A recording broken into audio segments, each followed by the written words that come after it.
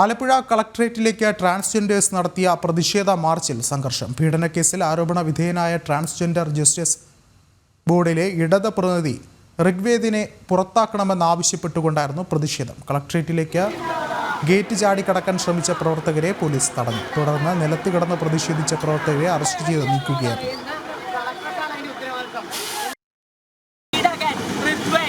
ആലപ്പുഴ ജില്ലാ transgender justice ബോർഡംഗവും ഇടതുപക്ഷ transgender സംഘടനയുടെ ജില്ലാ പ്രസിഡന്റായ അദ്ദേഹം ഒരു പീഡനക്കേസിലെ പ്രതിയാണ്. പീഡനക്കേസിലെ പ്രതിയായി ജയിൽവാസം അനുഭവിച്ചുകൊണ്ടിരുന്ന ഋഗ്വേദ് വീണ്ടും ജയിലിൽ നിന്ന് ഇറങ്ങുകയും ട്രാൻസ്ജെൻഡർ കോൺഗ്രസിലെ പ്രവർത്തകയും നേതാവുമായിട്ടുള്ള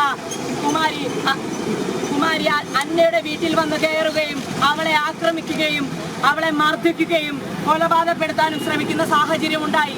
ഋഗ്വേദിനെ പോലുള്ള കശാപ്പുകാരെ, തെമ്മാടികളെ, ഈ ട്രാൻസ്ജെൻഡർ മനുഷ്യരുടെ ഉന്നമനത്തിന് വേണ്ടി നിൽക്കുന്ന സ്ഥാപനത്തിൽ നിന്നും പുറത്താക്കണമെന്ന് പിണറായി വിജയനോടും ഈ ഇടതുപക്ഷ സർക്കാരിനോടും പറഞ്ഞിട്ട് യാതൊരുവിധ നടപടിയും സ്വീകരിക്കാതെയാണ് ഇവിടുത്തെ പരനാറിയുടെ ചെറ്റ ഗവൺമെന്റ് മുന്നോട്ട് പോകുന്നത്.